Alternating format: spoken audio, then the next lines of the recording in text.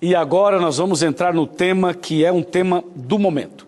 Eu não sei se você viu, mas há algum tempo atrás apareceu um vídeo, e não é que apareceu assim, é um vídeo verdadeiro, em que um representante, um amigo pessoal do Papa Francisco, ele aparece numa reunião de líderes religiosos e ele traz uma mensagem gravada do Papa Francisco para os líderes evangélicos e protestantes. E a mensagem do Papa é tão bem aceita que os líderes aplaudem de pé e o chefe desses pastores, um pastor muito conhecido nos Estados Unidos, ele simplesmente entra em êxtase. Depois da mensagem do Papa Francisco, esse pastor, o líder, começa a falar em línguas, começa a fazer um movimento pentecostal, porque é um grupo de pessoas evangélicas, tanto do ramo tradicional quanto do ramo pentecostal. E aquilo vira uma festa. Todo mundo aceitando, concordando e tal. E o Papa Francisco, que é uma pessoa bem assim, carismática, uma pessoa que transmite uma humildade bastante interessante e cativante, ele pediu aos pastores, orem por mim, me abençoem, que eu vou abençoar vocês também e tal. Quando os pastores terminam essa reunião, então o líder desses pastores vai à frente, pega um iPhone, pega o seu telefone pessoal e grava outro recado e envia para o Vaticano. E as pessoas aplaudem de pé, e é uma comoção, as pessoas choram, é uma coisa impressionante. E aí vem a pergunta que está sendo discutida no Brasil e no mundo inteiro. Será que isso é um movimento ecumênico? E o ecumenismo é bíblico? E a igreja adventista entra no ecumenismo, não entra? Como é que é isso? O que a Bíblia fala sobre esse assunto? Já deu para perceber que esse é um tema muito importante, ao mesmo tempo delicado e polêmico. Primeira coisa que eu queria explicar a você é que dentro da Bíblia existem dois movimentos ecumênicos. Existe o movimento ecumênico de Deus e existe o movimento ecumênico do diabo. São dois movimentos ecumênicos. O movimento ecumênico de Deus está em João capítulo 10, que a gente vai ler durante o programa.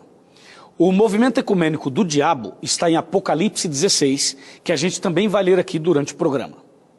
Mas antes de ler esses textos, eu queria dizer para você o seguinte, que o ecumenismo não é, em hipótese alguma, o fato de uma pessoa de uma igreja ser amiga de uma pessoa de outra igreja. Ou seja, se um dia você vê um pastor da igreja A junto com o pastor da igreja B, não significa que ali tem um movimento ecumênico. Por quê? Porque nós, como cristãos, devemos nos relacionar com todas as pessoas e devemos ser amigo de todas. Isso não quer dizer que você esteja no movimento ecumênico. Só para esclarecer, porque tem gente que acha que só porque uma pessoa líder de uma igreja foi numa reunião da outra, já estão no movimento ecumênico. Não necessariamente, nem sempre é assim. Então, a amizade deve ser feita. Desenvolver relacionamentos, isso é uma orientação de Deus. E nós devemos, como cristãos, ser amigo de todos. E devemos conversar com todos, abraçar a todos. Isso não é ecumenismo, isso é cristianismo. Ok? Então, isso está claro para você. Agora, o que é ecumenismo? Ecumenismo é quando movimentos diferentes, muitas vezes abrem mão de alguns dos seus princípios bíblicos e religiosos para se unir a um movimento em torno de uma visão única, em torno de defender uma ideia única, que pode ser a favor ou contra os princípios da Bíblia. Agora, nós vamos explicar melhor.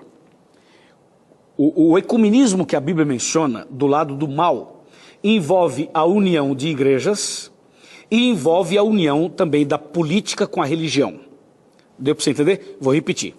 O movimento ecumênico do mal, que aparece em Apocalipse 16, é um movimento que une igrejas, une religiões, e não somente uma união religiosa, como também uma união política. Né? Porque ecumenismo é ter alguma coisa em comum, é ter uma visão em comum, é se unir em torno de um ideal. Tudo bem até aqui? Agora veja, Quando a Bíblia fala do movimento ecumênico do mal, olha só o texto bíblico. Apocalipse 16, versos 13 e 14. Então vi sair da boca do dragão, da boca da besta e da boca do falso profeta, 3 espíritos imundos, semelhantes a rãs. Porque eles são espíritos de demônios, operadores de sinais, e se dirigem aos reis do mundo inteiro, com o fim de ajuntá-los para a peleja do grande dia do Deus Todo-Poderoso. Então aqui nós precisamos entender esses 2 versos de uma maneira bem clara. Eu quero voltar para o verso 13, para ler, parar e comentar. O verso 13, vou ler outra vez, ó. Então vi sair da boca do dragão, da boca da besta e da boca do falso profeta, 3 espíritos imundos. Vamos analisar isso.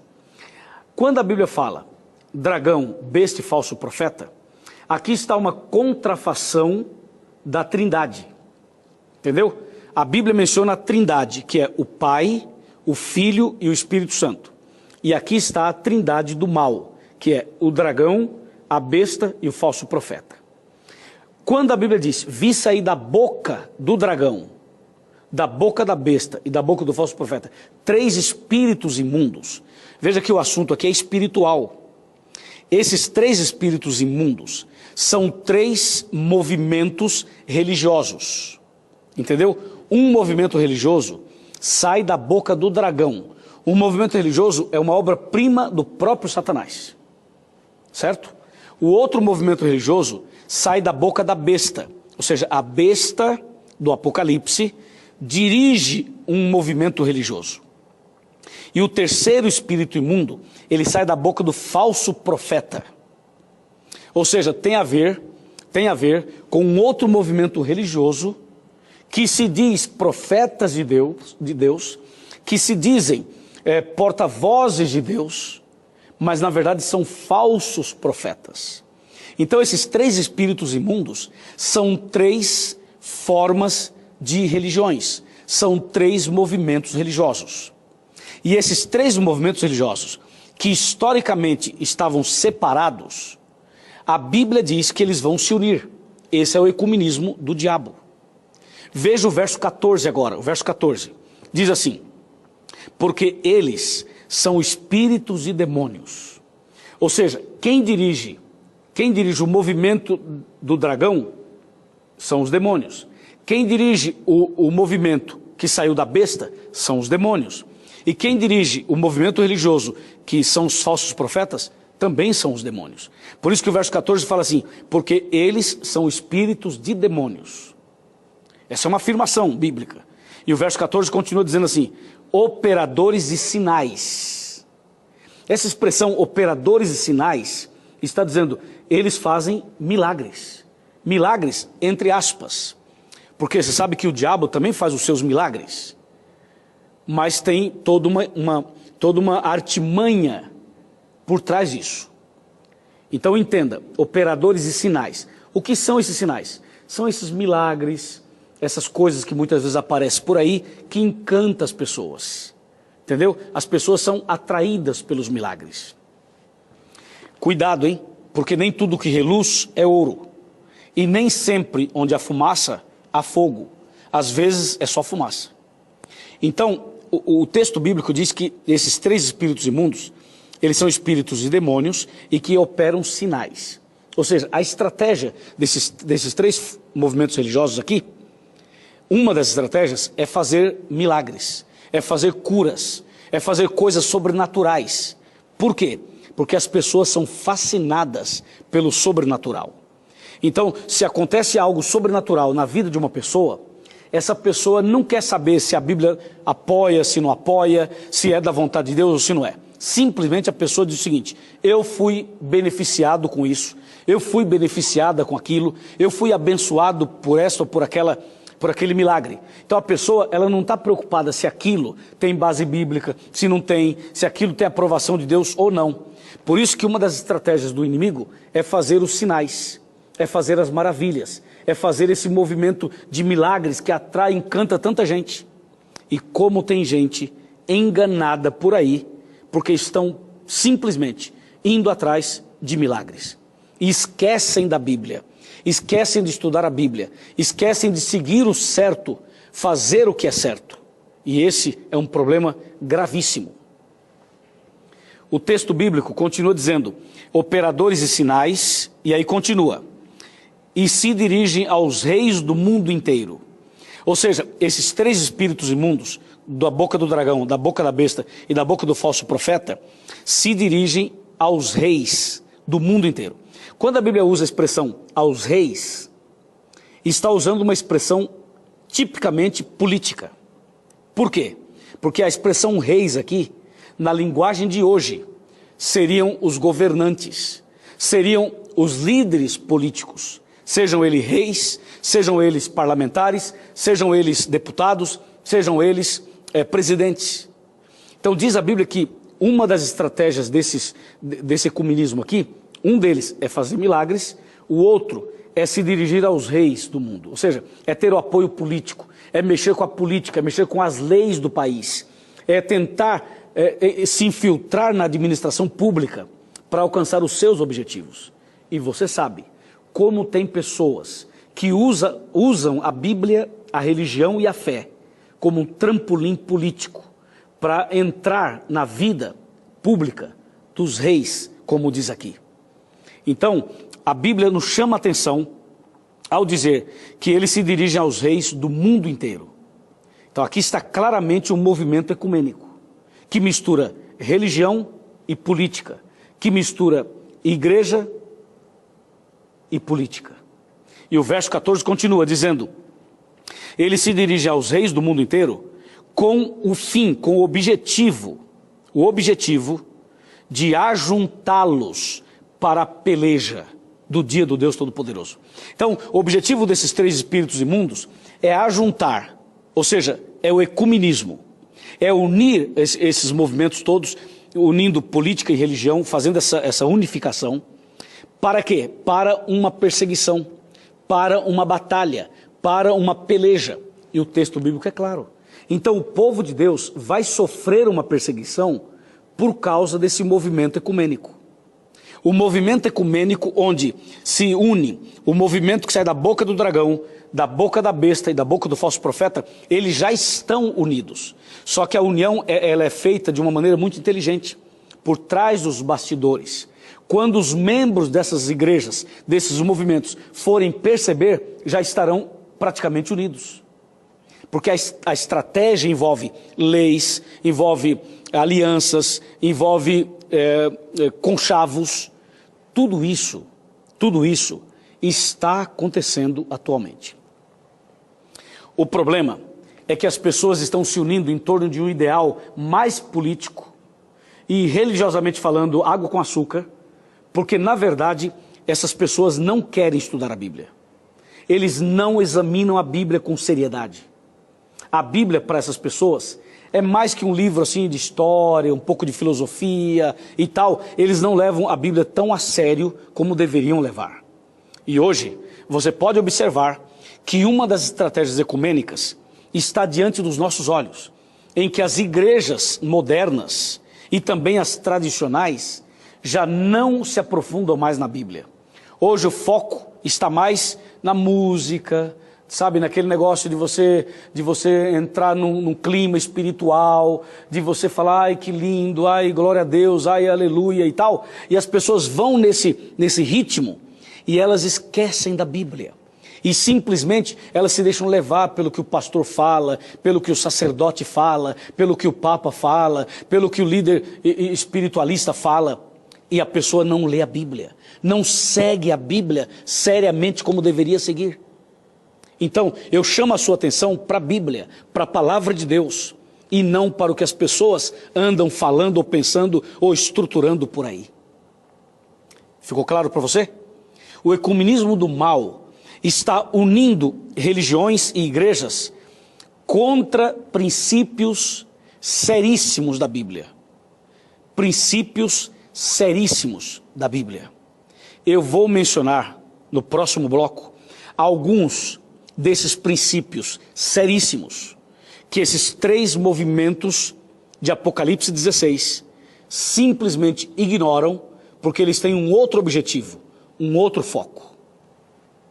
Então, por favor, fique atento, chame mais pessoas, porque no segundo bloco nós queremos apresentar alguns desses pontos em que esse movimento ecumênico se baseia para criar uma força, um poder, a fim de perseguir os fiéis servos de Deus.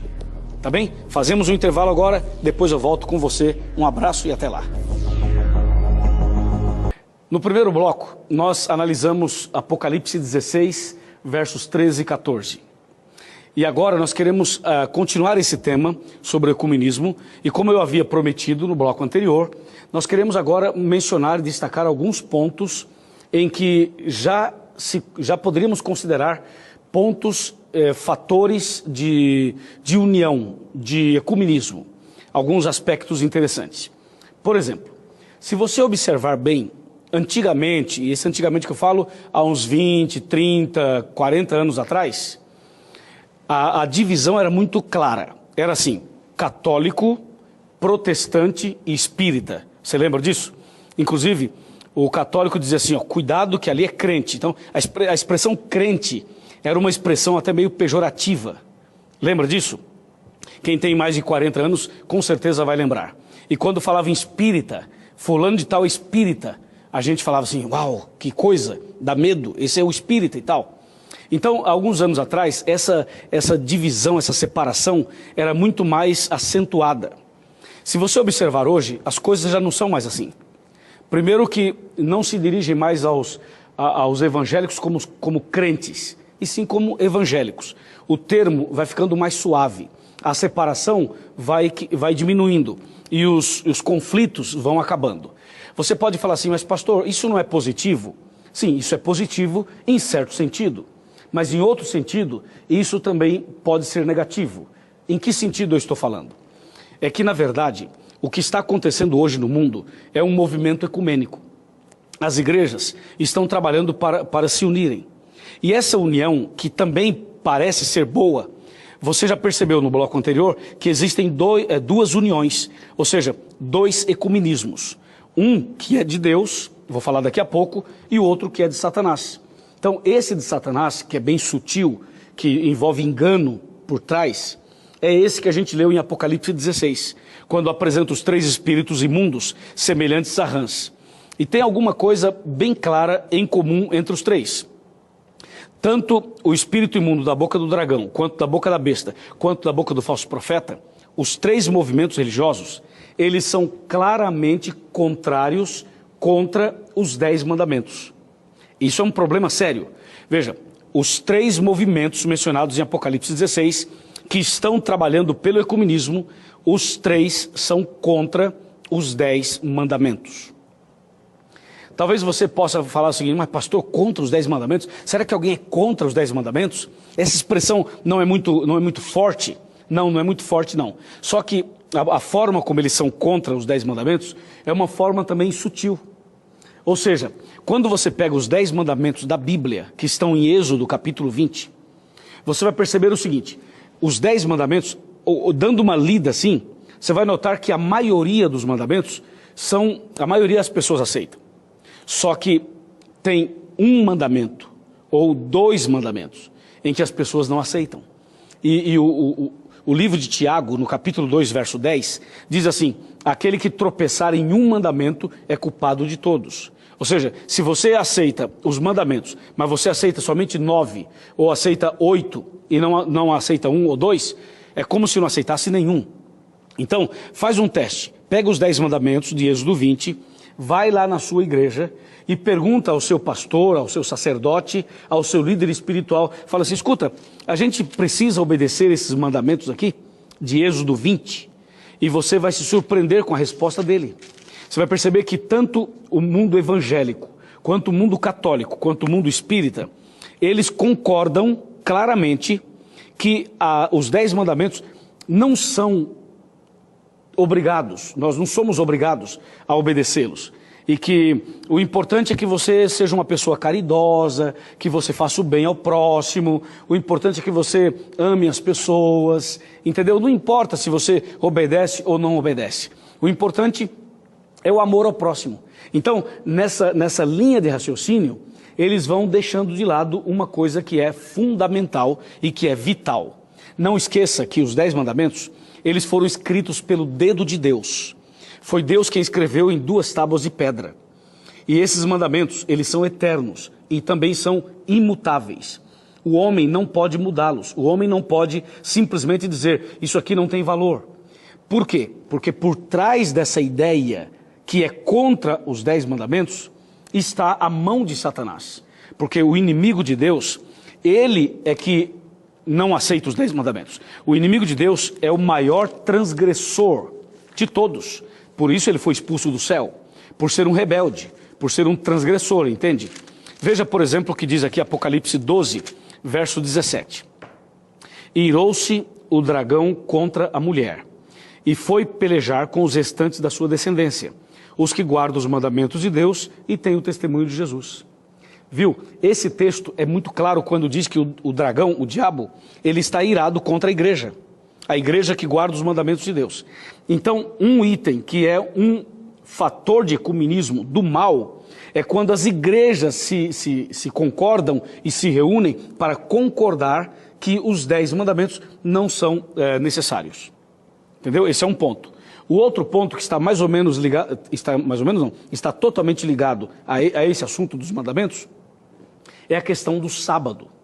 Você sabe que o sábado é o 4º mandamento dos 10. E o sábado foi instituído por Deus na criação. Quando Deus estabeleceu o sábado, não havia ainda as nações. Quando Deus criou o sábado, somente havia Adão e Eva. Entende? Então o sábado não é uma doutrina de uma igreja, não é uma doutrina de um país, de um povo. Não, Deus estabeleceu antes mesmo do pecado, o sábado. E depois ele colocou esse mandamento nos 10, é o 4º mandamento. E se você observar, os 3 espíritos imundos de Apocalipse 16, versos 13 e 14, os 3 concordam que não é necessário guardar o sábado. E a maioria em nosso país também ou não aceita ou desconhece, muita gente desconhece, mas há um grupo grande que sabe e simplesmente não obedece. Porque é mais conveniente guardar o domingo do que guardar o sábado. Entendeu? Por isso, esse é um outro ponto, um outro fator ecumênico. Então, as igrejas, elas estão se movimentando para se unir, e essa união, que parece interessante, ela é perigosa. Ela é perigosa e antibíblica quando a união envolve essas ideias que são contrárias a princípios vitais da Bíblia. Por isso, nós temos que cuidar e observar atentamente esses movimentos que estão acontecendo no mundo. É interessante que as pessoas, elas não se movimentam em favor de seguir exatamente a Bíblia, mas elas se movimentam em favor de seguir uma ideia própria, uma ideia humana, uma ideia meio que política, meio que fazer algumas alianças e tal. Enquanto a Bíblia Sagrada chama a nossa atenção para esse ponto. Existem outros aspectos, outros pontos que estão, na verdade, unindo esses movimentos religiosos modernos e que todo esse movimento acaba ficando embaixo de um guarda-chuva, o guarda-chuva do Vaticano. Entendeu? É o guarda-chuva do Vaticano que quer agregar as pessoas. E isso é uma coisa muito séria. No vídeo que eu mencionei do primeiro bloco, o líder do Vaticano, o líder de Roma, ele chega a usar a história de José do Egito e seus irmãos. E ele deixa transparecer que o romanismo, que Roma seria José, e que os protestantes seriam os irmãos de José. E ele chega a dizer nesse vídeo que os irmãos de José tinham dinheiro, mas não podiam comprar. Então os irmãos tiveram que ir até José, se humilhar para conseguir comida.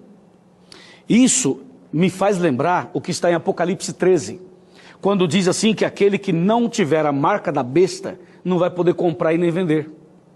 Então, essas colocações que estão aparecendo por aí, que estão surgindo por aí, nos faz realmente pensar se esse ecumenismo que estão propondo realmente tem o selo de Deus. Eu sei que não tem, você sabe que não tem, nós sabemos que não tem.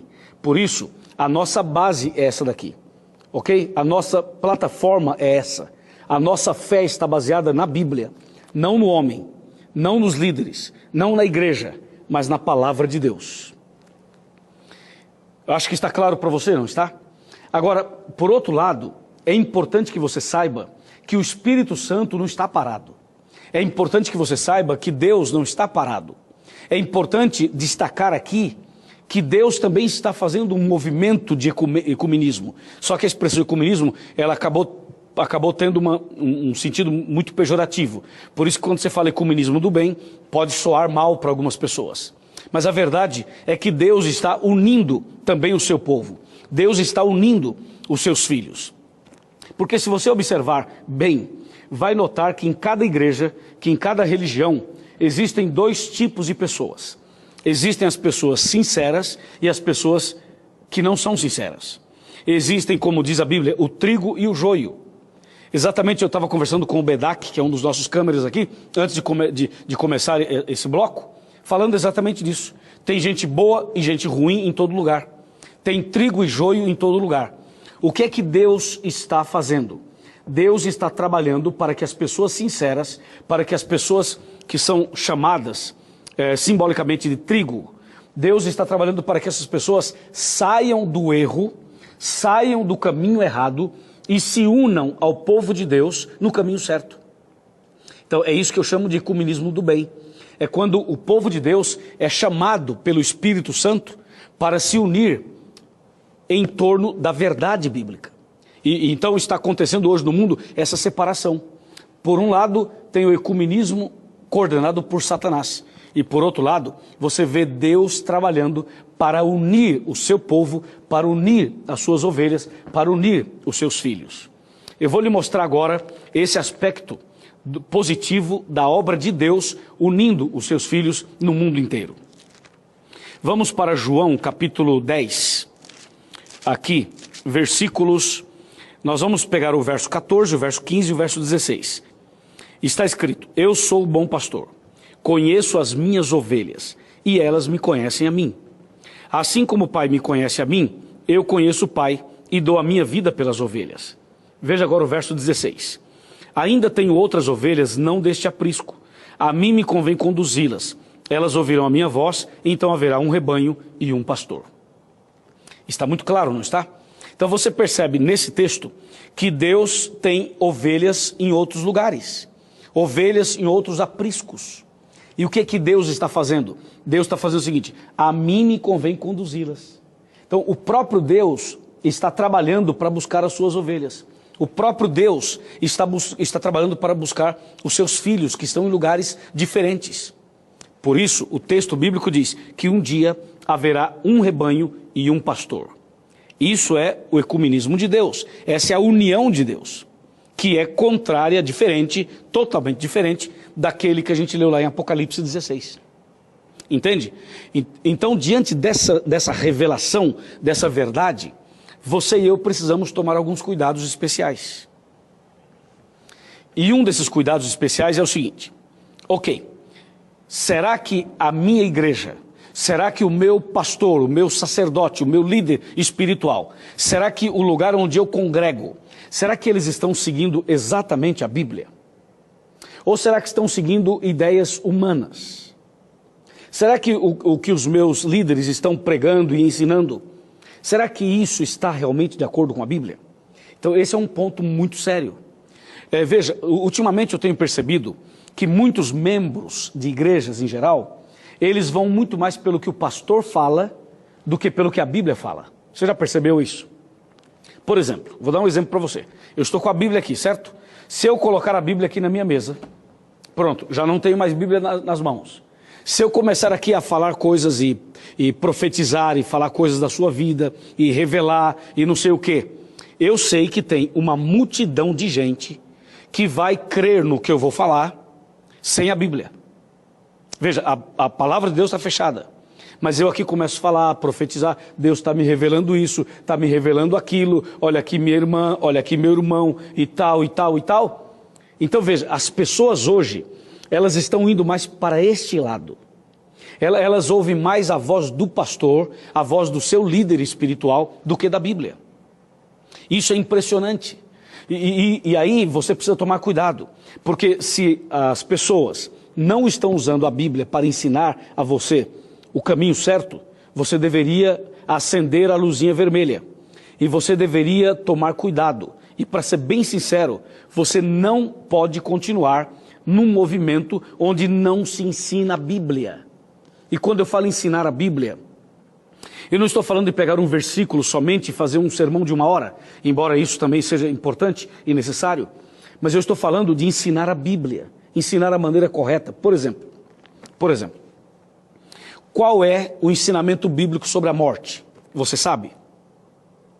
E alguém pode falar, mas pastor, mas esse assunto é relevante? Ou se é, claro que é.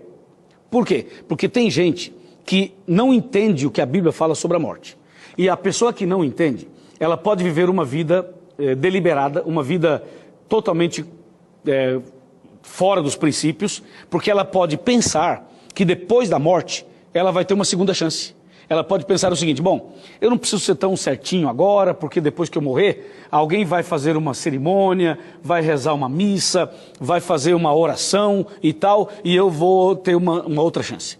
Você percebeu? Então, isso é um problema sério, porque quando a pessoa não entende o que é bíblico, o que é certo, ela crê no que é errado. E se ela crê no que é errado, ela vai facilmente se unir ao movimento ecumênico do mal. Porque o movimento ecumênico do mal não parece mal. Eles vêm com caridade, com amor, nós temos que fazer o bem para as pessoas, ajudar o carente, fazer solidariedade, fazer uma obra social, que é uma coisa interessante e boa. Mas eles usam isso fugindo dos princípios bíblicos. Ou seja, eles estão dando uma importância maior a essas coisas sociais e deixando de lado a salvação, que é o mais importante dentro da Bíblia. Você me entende? Por isso, meu amigo, nós dedicamos esse programa para essa conversa franca e aberta a respeito do ecumenismo. Deus tem um povo na terra e Deus está chamando os seus filhos para unir o seu povo. Mas o diabo também está trabalhando lá fora. Você tem que tomar muito cuidado e seguir exatamente o que está na palavra de Deus. Eu vou falar mais sobre isso. Vou fazer um intervalo agora e logo depois nós voltaremos para continuar e terminar o tema do ecumenismo. Um abraço e até já.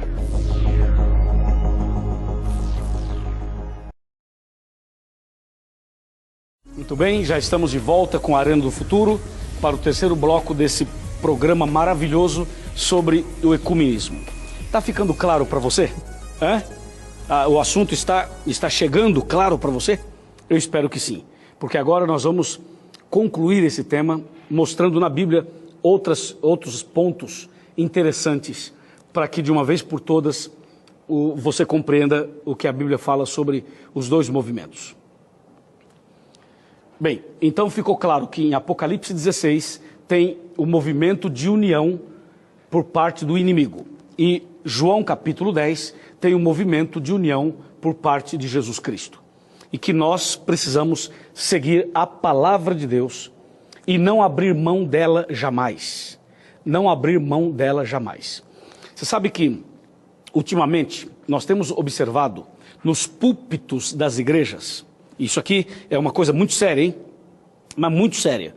Nós temos observado nos púlpitos das igrejas que as pessoas já não estão mais usando a Bíblia com tanta profundidade como antes. Você já notou isso? Hoje em dia, nós estamos percebendo que as reuniões em várias igrejas, elas estão se transformando em shows, em programas de auditório. E as pessoas estão deixando de lado a Bíblia. Então, vai lá alguém, gastam 40 minutos cantando, depois mais 30 minutos orando, tá bom? Oração é muito importante. Mas quando abre a Bíblia, a pessoa lê um versículo, fica uma coisa muito superficial, entendeu? E fica mais aquela empolgação, mas não tem raiz. Não tem raiz. As igrejas estão deixando a Bíblia de lado. E esse é um fator ecumênico do mal. Porque quanto mais ignorante as pessoas forem, melhor para o inimigo. Quanto menos conhecimento bíblico as pessoas tiverem, melhor para o inimigo. Entendeu? Quanto maior a ignorância, melhor para o mal. Por isso aqui no Arena, nós queremos que você tenha o conhecimento da Bíblia, da palavra de Deus. Quando eu li no bloco anterior, dizendo que Jesus fala assim, eu sou o bom pastor, conheço minhas ovelhas. Depois ele fala assim, ainda tenho outras ovelhas que não são desse aprisco. Ele está dizendo que os filhos dele estão em outras igrejas, estão em outros movimentos religiosos. E ele fala assim, a mim me convém chamar essas pessoas, a mim me convém buscar essas pessoas, para que haja um rebanho e um pastor. Agora, eu vou ler com você um texto do livro do Apocalipse. Esse texto do livro do Apocalipse é bastante curioso. Eu acho que você já leu também. Veja só o que diz Apocalipse 18. Apocalipse 18. Vou ler até o 4. Diz assim, depois dessas coisas, vi descer do céu outro anjo, que tinha grande autoridade, e a terra se iluminou com a sua glória. Então exclamou com potente voz, dizendo, caiu, caiu a grande Babilônia, e se tornou morada de demônios, covil de toda espécie de espírito imundo, e esconderijo de todo gênero de ave imunda e detestável. Pois todas as nações têm bebido do vinho do furor da sua prostituição. Com ela se prostituíram os reis da terra. Também os mercadores da terra se enriqueceram à custa da sua luxúria. Ouvi outra voz do céu, dizendo, retirai-vos dela, povo meu, para não serdes cúmplices em seus pecados e para não participardes dos seus flagelos. Observe isso aqui. Agora, finalmente, a coisa vai clarear mais ainda, quer ver? Quantas igrejas existem na Bíblia? Quantas igrejas a Bíblia menciona? Você sabe? Ok, eu lhe ajudo. Em Apocalipse 12, aparece a igreja verdadeira. E Apocalipse 17, aparece a igreja falsa. Então, dentro da Bíblia, existem duas igrejas. A verdadeira e a falsa. Só duas, não existem mais. Em outras palavras, a Bíblia menciona apenas dois caminhos. Somente dois caminhos. O estreito e o largo. O certo e o errado. A verdade e a mentira. Não existe um terceiro caminho. Somente dois. Só que tem um detalhe. Quando você lê Apocalipse 12, você percebe claramente que a igreja verdadeira é aquela que guarda os 10 mandamentos. Quando você vai para Apocalipse 17, você percebe que a igreja falsa é uma igreja rebelde, prostituta. É aquela que fugiu da obediência e se estabeleceu numa comodidade espiritual de transgressão dos princípios da Bíblia. Só que Apocalipse 17, ela apresenta uma mulher prostituta como sendo a mãe, como sendo a igreja mãe, e diz que essa mulher tem filhas. E essas filhas são igrejas que saíram da mãe. Então isso que está em Apocalipse 17 é o que aconteceu exatamente quando, presta atenção, quando Martinho Lutero se levantou e começou a reforma protestante do século XVI. Ali, o que aconteceu? Essa reforma protestante que era interessante, a ideia de Lutero era boa, a visão dele era interessante, era bíblica, era correta, mas depois os protestantes que saíram do catolicismo, os protestantes apostataram. Hoje, os protestantes que deveriam ser protestantes fiéis à Bíblia, eles simplesmente apostataram. E quando a gente fala apostataram, significa que eles não se firmaram no propósito original para o qual eles surgiram através de Lutero. Então o que aconteceu? Em 1999 e ano 2000, essas pessoas ligadas ao movimento protestante de Lutero, eles foram ao Vaticano e pediram desculpas, pediram perdão pelo que Lutero fez. Isso é uma coisa muito terrível e séria. Ou seja, desculpa porque nossos antepassados fizeram um movimento protestante. Então o que aconteceu? Eles começaram agora um movimento para trazer de volta as filhas. É o que diz Apocalipse 17. Esse é o ecumenismo do mal. Por quê? Porque a mãe, Apocalipse 17, quando fala da mãe, apresenta a mãe como uma prostituta. Aquela que prostituiu os princípios da Bíblia. Aquele movimento religioso que prostituiu os princípios da palavra de Deus. Então é chamada de prostituta, só que as filhas que aparecem em Apocalipse 17, elas são igualmente prostitutas. Por quê? Porque elas seguem exatamente a ideia da mãe. As filhas também rejeitam os 10 mandamentos. Ou seja, as igrejas que seriam protestantes, elas também rejeitam os 10 mandamentos, assim como a mãe. Então, o que acontece hoje com o movimento ecumênico do mal é o seguinte: essas igrejas que são contrárias aos 10 mandamentos, elas estão unidas. Estão unidas em doutrinas, estão unidas em propósito, estão unidas nos seus ideais, entende? Está acontecendo uma aliança. É essa aliança que existiu no primeiro século, essa aliança que existiu quando a Bíblia conta a história do cristianismo, e chega aquele momento de Constantino, o Grande, e o bispo Eusébio, quando igreja e igreja e política dão as mãos. Pois é, isso que aconteceu no passado e gerou uma perseguição, gerou um problema, isso está acontecendo hoje outra vez. Hoje, esses movimentos que são contrários aos 10 mandamentos estão trabalhando, estão unidos outra vez. Esse é o movimento ecumênico do mal, por isso você tem que tomar cuidado, entendeu? E o texto bíblico de Apocalipse 18 fala que essa grande Babilônia, Babilônia mística, Babilônia espiritual, ela vai cair. Por que ela vai cair? Porque os filhos de Deus, as pessoas sinceras que estão nesses movimentos, essas pessoas vão sair de lá.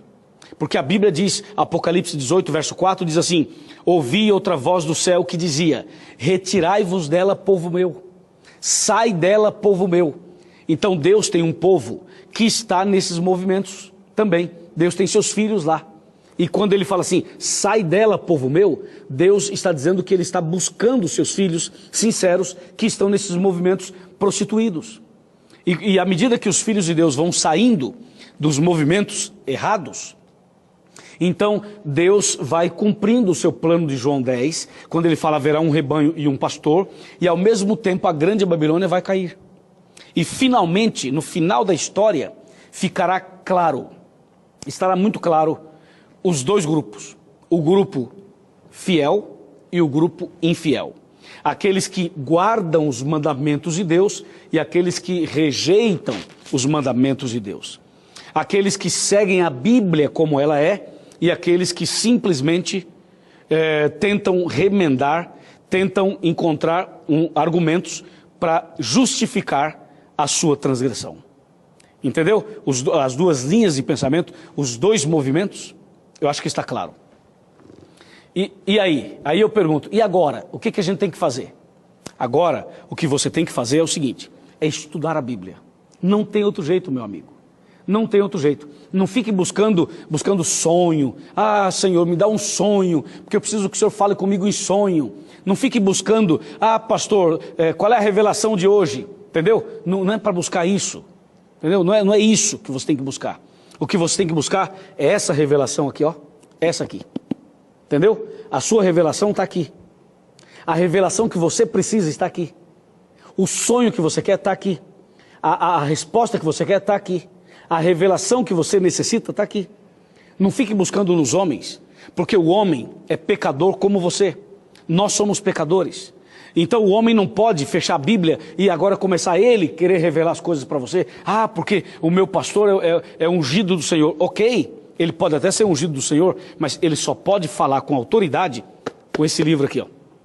Entendeu? Se ele não usar esse livro, não adianta ser ungido do Senhor. Aliás, não é ungido do Senhor. Sem a Bíblia, não é. Entendeu? Para ser ungido do Senhor, tem que estar com a Bíblia na mão e ler a Bíblia e ensinar a Bíblia. E não ficar aí com argumentos falsos. Eu fico às vezes até um pouco chateado, você entende? Quando eu vejo esses movimentos por aí, onde as pessoas estão ensinando absurdos. Não ensinam a Bíblia, ensinam absurdos. E cada dia que passa, aparecem novos movimentos. Deus, Ele chama a sua e a minha atenção. E eu quero aqui, olha só. Presta bem atenção nisso aqui. Olha só. Mateus 22, verso 29. Respondeu-lhe Jesus, errais, por não conhecer as Escrituras nem o poder de Deus. As pessoas erram porque não conhecem as Escrituras e nem o poder de Deus. Precisamos conversar muito sobre isso, você não acha? Muito e muito. Vamos fazer o seguinte, vamos sentar? Vamos sentar. Vamos sentar aqui no sofá, vamos sentar aqui em casa. Aqui é o meu cantinho, aí é o seu cantinho, estamos juntos. Vem para cá, chega mais perto. Pode vir mais perto, vem para cá. Vem comigo aqui, chega pertinho de mim. Vamos conversar assim, olho no olho, entendeu? Porque olho no olho é a hora que você sente que a pessoa está falando a verdade com sinceridade e com autoridade da palavra de Deus. Chegou pertinho? Deixa eu te falar uma coisa. Tudo isso que apresentamos hoje no programa sobre o ecumenismo tem um propósito: abrir sua mente, ajudar você a se preparar melhor. Porque o nosso único interesse aqui no Arena é